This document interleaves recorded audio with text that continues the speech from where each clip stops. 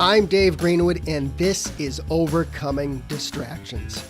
If you are an adult with ADHD, a busy professional, an entrepreneur, a high achiever, or just need some strategies to navigate your adult ADHD, you're in the right place.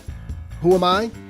I'm an entrepreneur with ADHD and the author of 2 books, Overcoming Distractions and Overcoming Burnout. I coach and mentor people just like you, and together we navigate the ups and downs of adult ADHD. From getting out of our own way to helping people just like you thrive in the workplace. That's what I do.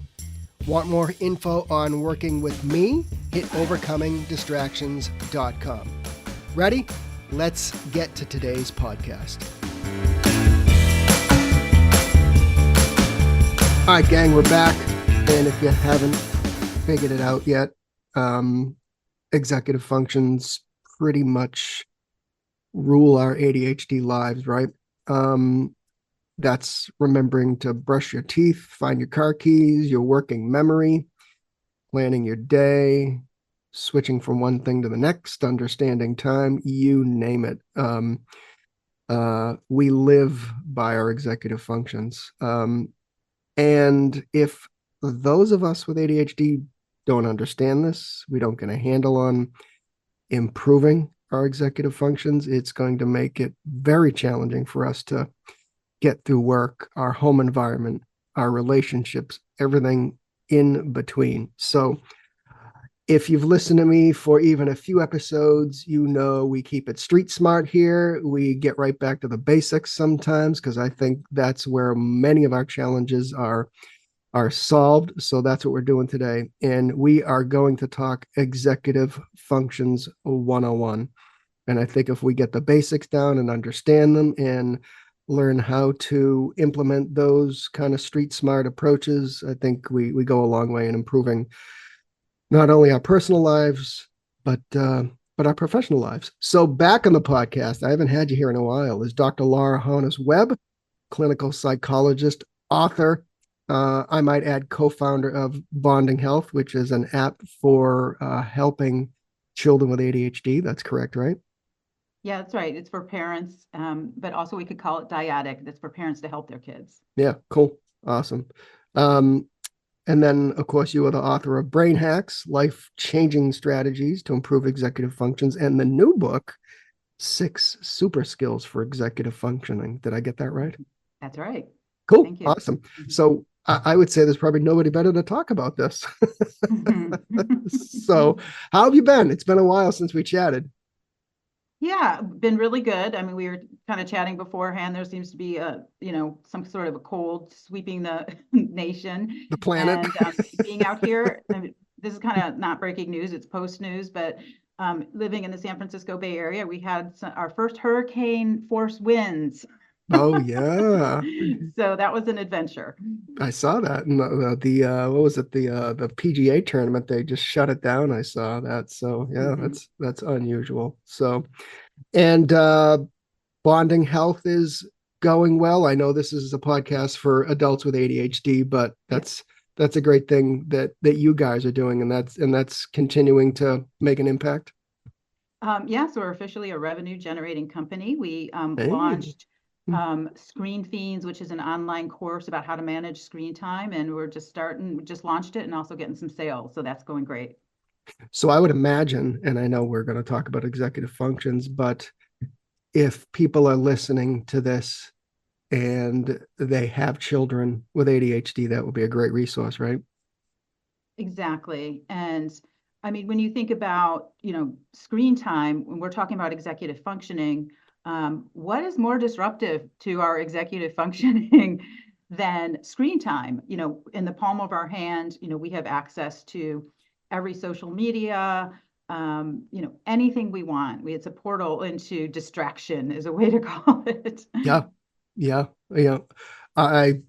I talk to so many adults, even busy executives, that get stuck on the couch on their social media, and it's an effort to actually pry them off and do what they're actually supposed to be doing. So maybe the Yeah. parents can learn something too. So Okay. Yes. yeah, so it's Bonding Health. We'll put the link to all that as Oh, well thank if you. people are interested. So um, I want to, like I said, I just want to like go right back to the basics so people really Mhm. have an understanding of why understanding their executive functions and improving them is such it's so mission critical to those of us with ADHD. I would go as far as to say it's a must have. You can't thrive without understanding and working on your executive functions. So can you give people an overview of what executive functions are? I know there's like attention and focus and planning and emotions and the impulses and all that, but can you give us a little deeper dive into what our executive functions are for people?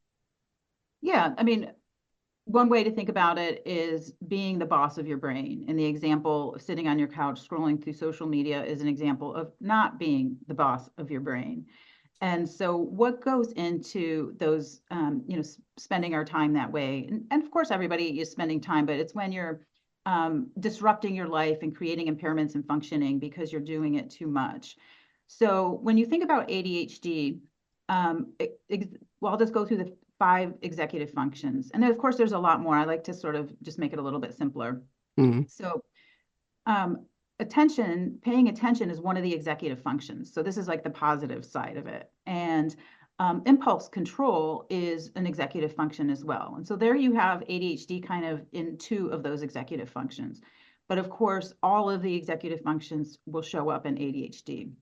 So for example, planning and organizing is an executive function. And that's kind of like, thinking about the future and then this is one that is flexible thinking. I would say that flexible thinking actually is related to all of the executive functions.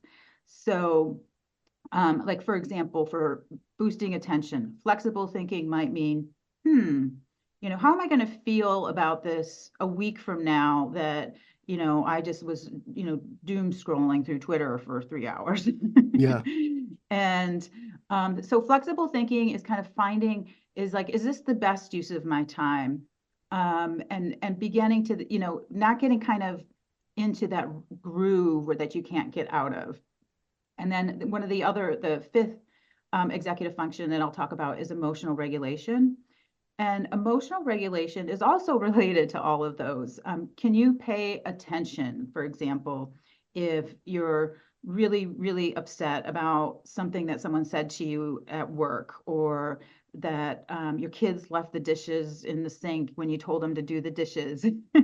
yeah, And so, again, emotional regulation, where I'm going with this and they all are interrelated. And so we can talk about how they interact and how you can gain positive momentum, or when things get off the rails, they can get off the rails pretty quickly and pretty deeply. yeah. And I've always said you and I have talked about burnout. I think I Yeah. was on your Facebook live. We had a chat about that, but I'm finding more and more people, even in the ADHD community, that are feeling burned out. And I think a lot of these, whether we have ADHD or not, can obviously be a part of the burnout equation. I mean, even most notably the emotions, because I think when it comes Mhm. down to it, a lot of burnout kind of thrives on those emotions. Would you agree? Absolutely. Mhm. When you think about burnout, so let's think about even just hyperactivity.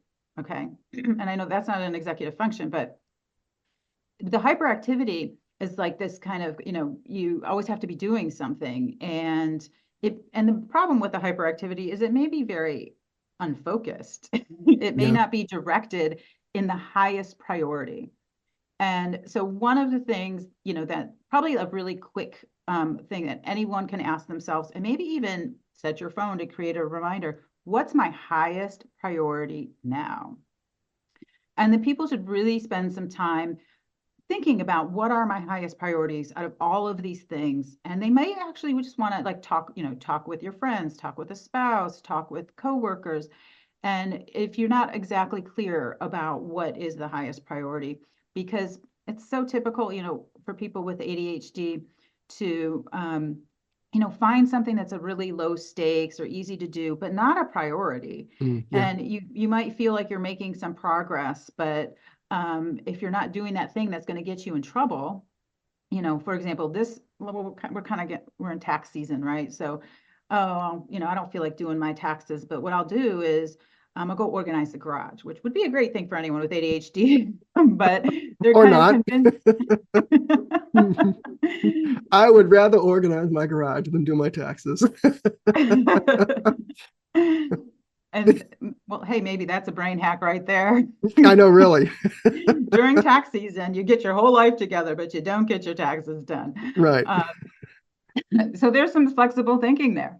Mm. But so maybe like one of the highest things that you can ask yourself again, just to come back to is what's the most urgent? That's another way to say it.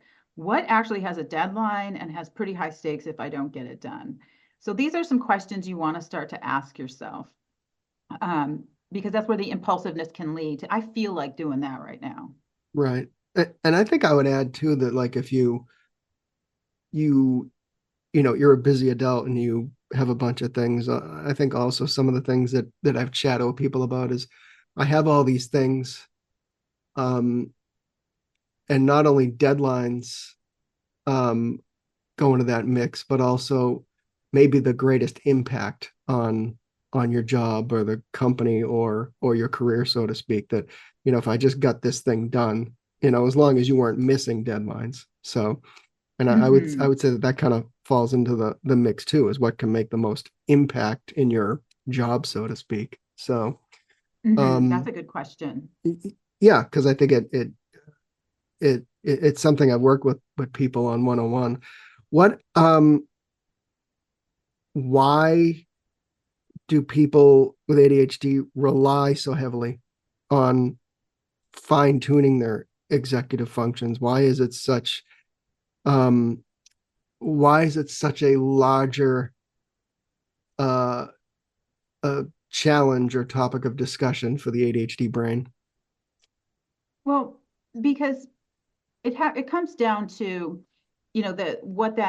what comes downstream from not, planning and organizing, what comes downstream from not using that flexible thinking, and what comes downstream from not regulating your emotions. I think all ADHD people have that story where they lost it, and meaning lost it, they were, whether it be in their work situation, they overreacted to, maybe it was in a meeting and it was public, and you're not listening to other people, and that affects how people see you, and that's going to shape people's perceptions of, oh, I don't want to step on their toes, or how reliable you might be. And so when you think about also attention and planning and organization, that that can lead to forgetting commitments. People are sitting there in a Zoom call, or expected you to get something in at this time, and you don't get it done at that time, and missing, and then, and just even in terms of like clutter and misplaced documents, and I can't find this, I can't find that, all of that is going to lead to bigger problems in the workplace. And part of burnout is the emotional toll that it takes on you. Yeah, And so it's a vicious cycle. Emotional dysregulation can lead to burnout because you're now creating all these problems for yourself. And burnout makes it harder to use your executive functions. And so it is, so so there's that vicious cycle. And I think some ways to, break out of that could be, to use some kind of standard, you know, what do you call it? Like strategies, like do, delegate, defer, drop. Like yeah, that could be a way of kind of categories. Ask yourself, do, delegate, defer, drop. Like, can you delegate something so it ends up being more professional. And sometimes, of course, people with ADHD have a lot of shame. And so this idea of delegating could feel like, oh, I'm slacking off. But delegate is a kind of a proactive way of, you know, articulating that this is more than you can handle. And at least you're it's also an example of planning. Like, oh, if I'm looking at all these things that I'm juggling, I have to get some of this off my plate. So I'm going to plan and I'm going to delegate. Yeah. You mentioned, because I know a lot of people come to me chatting about burnout, they feel burnt out, but you mentioned something. There is a little bit of a vicious circle there where poor executive functions, whether it's not managing a time properly, working crazy hours because you're not managing your time properly, or you're Exactly. procrastinating and you're up against crazy deadlines um and that was your doing and so on, and the emotions. So poor executive functioning can lead to burnout, and then the burnout can lead you to poor executive functions. It's Exactly. yeah, it's and I see it as kind of a vicious circle, right? Hmm. Yeah. I like to use this phrase, which is you treat your health as if you were a SEAL Team 6 um, person that is, saying, I need to protect my health. And that can also go into into your prioritizing. A simple way to say it, that's a little dramatic, but is to put your health into one of your priorities, because everything comes from that, and that of course includes mental health. Yeah. And so that may mean having to take breaks.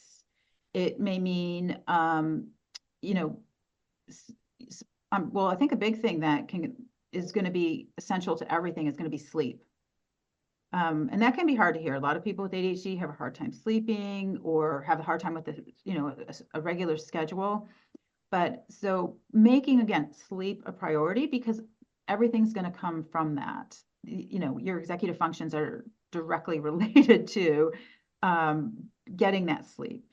And there can be lots of strategies in terms of, you know, could be like something like non-sleep deep rest, which is strategies where you're having deep rest, and it usually involves something like what we would call progressive relaxation. Mm. It's parallel to that, where you're spending some time, and maybe in the middle of the day or even early in the evening, sort of deep breathing and relaxing your muscles, and maybe it could be releasing and tensing your muscles. All of this is going to be essential to all of the other executive functions. I know, and I see it myself where I can't imagine I'm alone. I know I'm not alone, but we we those of us with ADHD might get a second wind at some time Mm-hmm. in the evening. Sometime for me, it can be 9 o'clock at night, and I have over the years uh, forced myself to go to bed to protect myself from Mm-hmm. myself, if that makes Exactly. sense. Because I know if I get started on something, I could then be up till 1 in the morning, and then we got to get up early, and then I know the next day is going to be a train wreck. And I think it it took a little discipline, but Mm-hmm. we have to protect ourselves from ourselves, right? In order to Yeah. preserve those executive functions. Mm-hmm. Yeah, I mean, again, this idea of kind of SEAL Team 6 of these, protective forces, Yeah. we have to create that in our mind, and the SEAL Team 6 might not be the right metaphor for someone, but it just a very protective force that's almost like, now that you have these facts, like what are you going to prioritize? You can't do everything. Use your flexible thinking, and and so these become part of. I mean, the thing that's missing with impulse control and emotional dysregulation, that almost want to create this image or character of this protective, caring Mm, um, you know force in your life that kind of reminds you that it's like, because you're caught in between the ADHD symptoms and the burnout. And so I think your work on burnout and your book on that is just brilliant. And so I really I recommend David Greenwood's book on burnout. there you go. You heard Um, it. well, But it's like and I keeping mean, it's like you said, that like the protection. It's like I'm going to get fat if I eat ice cream. So I'm not going to keep ice cream in the house. That's like a small little protective mechanism, you know? Hmm. Hmm. Yeah. Yeah, and I know I've joked with you a couple times that your books, like they read like Dostoevsky. But one of the things that is compelling about them is when you read those case studies about what happens to people when they're burned out. So sometimes just to talk about like the science of it or the definition of it doesn't really go as far as some of the case studies that you present, where it's like, oh wow, it can run off the rails really quickly, and it's hard to get that back. And if you've Hmm. got ADHD, it's going to be harder to get back from Oh burnout. yeah. Yeah. Yeah. No, I agree. So I mean, that's why I wrote it that way because, um, well, one, I'm a welding school flunk out, so I'm not equipped to write a clinical type of book, but Hmm. I think the way we learn best is when we hear it straight from the people who went through it Right. and what could actually happen. I mean, there were um and again, I want to be clear, it's not an ADHD specific book. It is more No, it's geared not, towards but burnout, but there's a lot of similarities in how people hmm.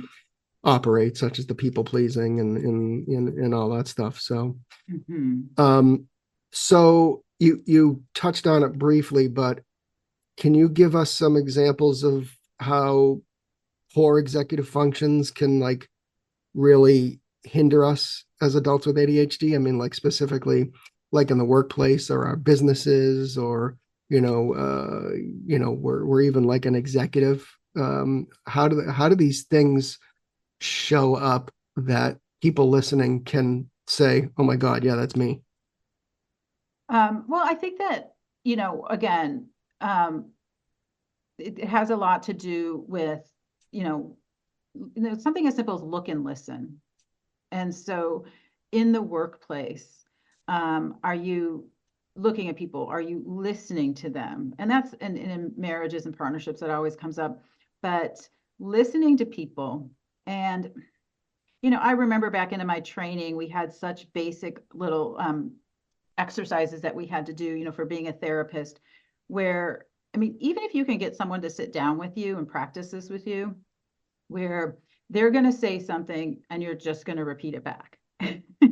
Hmm. and and then they're going to correct you. They're going to say, yeah, that's okay, and I also meant this. And so if you could find someone to sit down with you, and you're just going to practice that listening, Hmm. because not listening to other people is going to be a big barrier, and yet it's one of the main symptoms, Yeah. right? So I mean, it's kind of a combination of not paying attention and the impulsiveness, like, oh, I just had this thought, I have to say it. Whatever I think right now, I have to say out loud. Okay. And that's just an impulse. It's an automaticity that comes with ADHD. And so it seems so basic, but finding an ADHD partner, or just someone that cares about you, someone that's willing to do this. And I would say, you go to the gym, right? People go to the gym, they take care of it. People, eat healthy food.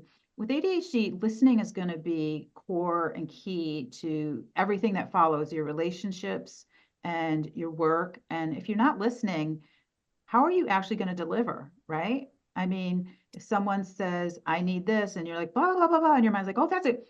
So this would be a typical thing I would imagine. Well, I don't have to imagine with ADHD is, let's say someone makes a request and you think, oh, I can think of a better way to do it. I can do this and this, and I can get all this lined up and do this and do this. And you haven't listened to what they said, and you haven't made any sort of commitment or notation that you're going to do that thing. And so that is where the rubber hits the road. And that then spills into lack of clarity, which is an absolute brick wall for people with ADHD in all areas of their life. Everything from, you're working for a company and your job responsibilities all the way down to, like you say, sitting in a meeting, leaving that meeting, and you didn't listen because Mm-hmm. you have ADHD, and now you walk out of that meeting and you don't know what you are actually supposed to do. And then Right. now you're embarrassed to ask because you should have listened, and that starts the death spiral, right? Mm-hmm. Yeah. Yeah. And as we're talking, I'm realizing how hard this is, because One of the great gifts of people with ADHD is how creative they are and how Yeah. they can generate so many different possible pathways to solutions. And so when if they hear someone, they're talking about the problem and they said, and, David, your job is that you have to deliver XYZ, and that has to be, there's some urgency here. It has to be before next Monday. Yeah. And in your mind, you're like, oh, I can think of a better thing. I know what we can do. We can, create colorful posters, and we can make a press release. And that wasn't the job, but your mind is generating all these cool ideas, and they're probably really cool. Actually, I want to validate that. Mhm. But at the end of the day, you didn't get the thing done, or you weren't 100% clear. And again, that's what it is. You weren't clear Yeah. about what exactly you were doing because you have so many creative things. And then you add prioritizing into that, and you might get derailed into something that is also something you need to do but not urgent. So Mm. that's where you want to start looking at that phrase, like um you know it's kind of like cheesy, but like the stop analogy: stop, think, observe, plan. Yeah. Maybe people want to go into a meeting with that: stop, think, observe, plan. Because observing, would also, I think, map onto listening. And then you come up with a plan that includes those priorities. Yeah. So when you work with people, what are, and I know you went through a lot of this in the book Brain Hacks, is that there are just some basic things we can do as adults with ADHD to improve our executive functions, holistically speaking, I guess. So, as a whole. So, what are the must haves that people should be doing? Obviously, I know, exercise is one of them, or walking, or things like Mhm. that. But what are the must haves that can make the most impact in people's lives that if they're listening to this conversation, they hear, yeah, I do that. I do that. I always leave meetings. I don't know what I'm talking about when I leave the meeting, all this stuff, or I can't remember my car keys, the whole ball of wax. So what are those kind of basics that can improve people's lives with their executive functions? Mhm. So let's start with planning. One of the things that is helpful for a majority of my clients is what's, time blocking. And so, for example, they need to, block out the times, let's say, where they're in meetings in one color. And then in a different color, they might be saying, I mean, this would be a good idea. You leave a meeting and in a different color, you time block when you're going to do that thing Mm-hmm. that they said, hey, you need to do this. Then you immediately leave the meeting, you put that in a time block. And it's some ways, some people find this more helpful than more helpful than a to-do list, for example, because they're like, okay, there's that time, there's that place, and I'm going to give myself a reminder, using, I'm thinking of Google Calendar, but people have their own strategies. There's lots Yeah. of tools for that. And so you have that time in the place, and it's also serving as a reminder. And it's kind of like organizing. There's a place for everything, and there's a time for everything, and you put that there. And so that's one thing that ends up being, really helpful. But I always have to go back to emotional regulation, because if you think about it, even planning, all of the other ones require some sort of emotional regulation. And, one of the most helpful questions that people find is like, you know, what does myself a month from now want me to do? Yeah. Um, and kind of having that conversation with, because again, part of the time blindness is such a big issue that, okay, a month from now, you're putting some time into what am I going to wish I would have been doing right now? Yeah. And that gives you um, much more, you're going to get, your future self is going to want you to do your stuff. Well, yeah. Yeah. Yeah, I mean, because they're going to inherit all of that. And your future so, self. yes, Yeah. exactly, exactly. So that's just, and then in terms also of the emotional regulation, I mean, just, we all have those moments, and whether it's like you're very anxious or you're really angry, these all make it really hard to use the flexible thinking that you're going to need to do the planning. And so, I think emotional regulation is also going to be very closely related to your self-confidence. And so it could be as simple as every week, put this in your time block, my 3 greatest accomplishments this week. Do that on like Friday. Today's a Friday. So Friday at, 3 o'clock, you're going to reflect on your greatest accomplishments that week. And maybe greatest accomplishments isn't the right word. It could be, I mean, for someone with ADHD, it could be, I did a search to find someone to do my taxes, or Hmm. those are great accomplishments. So I don't want that phrase to get taken into like, No, but I mean, celebrate the wins, which I think is a exactly. is a confidence builder. I Yes. mean, that's a lot of uh that's a lot of what I do when I'm working with somebody one on one. It's like, what went well this week? Mhm. Sometimes they get on and they go, "Oh, this week was a train wreck." All right, so we try and figure it out and let them vent a little bit. But a lot of times, somebody had a great week. They got stuff done. They started implementing new systems, like you say, time blocking. So what went well? And let's, Mhm. don't focus on the bad stuff for a moment. Focus on the couple wins that you got. Yeah, and that, like you said, that's a confidence builder.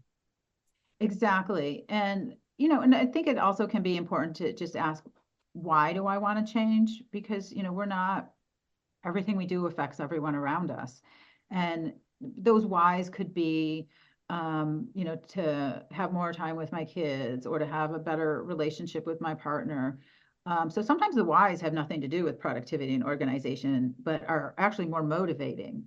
I mean, truthfully, like, and sometimes people in their work situation, like, yeah, they have to get that done you know, to gain respect from other people, to keep their job, to, feel that sense of, I'm going to use the word self-efficacy. And Hmm. self-efficacy means it's a little bit less woo-woo than self-esteem, but it's like, I will do what I say I will do.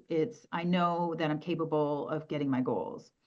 And it's based on listing those past successes, actually, is how you can generate that self-efficacy. So those coupled with the the basics like exercise, walking, taking time to calm your brain down, those types of things. Um, for those that feel they have tried everything, and I know there's a lot of people out there that may fall into that category. So they've tried mind and body, they've tried the time blocking. Maybe they're even trying to find the best times a day that work. That their brain is working. If they got a good night's sleep, they ate, they got coffee, all that stuff. Um, they have been diligent about managing their calendar. And maybe they don't actually commit to that time block or that calendar entry or what have you, and they end up, let's, you know, goofing off. So, um, and they feel like they just can't get focused. So, what are your thoughts on that? Is it time to possibly explore medication with your doctor? Or because I have talked to people where they say, I've tried all this. And I'm like, okay, now I need to take a step back. Where how can we figure this out? Um, is it I've tried all this for 5 seconds, or I really tried this and it doesn't work? So you know what I'm Mhm. saying? The people Yes. who are just stuck that they've tried these things, what do you recommend somebody do? Mhm. Yeah, so I just want to, as a licensed clinical psychologist, it's outside of our scope of practice to recommend or not recommend medication. So Oh that's yeah, no, not, I totally get that. that's Yeah. not a path that I go down, that Yeah. I recommend or don't recommend. But I think there's two things that, are essential, and they're closely related to each other. And the first one is interest. And the one that's closely related to that is, how can I make this more fun? Hmm. And so obviously, if you're interested, you don't have to pay attention. I mean, you don't have to make yourself pay attention. If you can find a way to make something more interesting to you, then you're going to be more motivated and you're going to pay more attention. Interest and attention, actually, attentiveness is one of the definitions of interest. Hmm. So, how can I make this more interesting? And then, how can I make this fun? I mean, we get caught in this rut. Is there a way to gamify it? Is there a way to get someone else to do it? Is there a way to, find a way to, um, and it could be, it could be, for example, if part of your project is something that takes a lot of problem solution, maybe going, some people get their best ideas when they take a nap or they go for a walk, or that they, find that favorite person that always gives them great advice. How can I make it fun? It could be fun with another person. So whatever the answer to that question is, and that will make it, not, you kind of also putting it in a different frame. It could even be, how much of this can I get done in the next 15 minutes? Or it could be, who can I ask to help me? Sometimes we, with our shame with ADHD, that we're afraid to ask for help. So Yeah. that could make it more fun. Who's the funniest person you know? Call them up and ask their advice and tell them to write a joke about, their situation. So you see it from a different perspective. Yeah. And that would be like a kind of a natural next step if you just feel stuck with these things. Mm-hmm. Yeah. Mm-hmm. Yeah. And yeah, I know obviously medication is an individual choice with a medical, Mm-hmm. professional. Yeah, I'm certainly not qualified to even, you know, there's 10 ADHD medications out there. I wouldn't even recommend it because that's just not that's not my Mm-hmm. area too. But I do know some people have said, wow, it made a difference. So Mm-hmm. Mm-hmm. and Yeah, again, yeah, to be clear, that's a discussion obviously yeah. with their doctor and somebody who understands ADHD. Yeah. So Mm-hmm. yeah. All right. Awesome. We'll put the links to the website as well as Bonding Health in the notes here. And as always, this is a great conversation. Come back anytime, and we'll see you soon. Great. Thank you so much, David. It's always Thanks. fun talking to you. Yeah, we could go on forever, but I Yeah. know, speaking of attention, people Yeah, the listeners. have moved on. So Yeah. all right, we'll see you soon.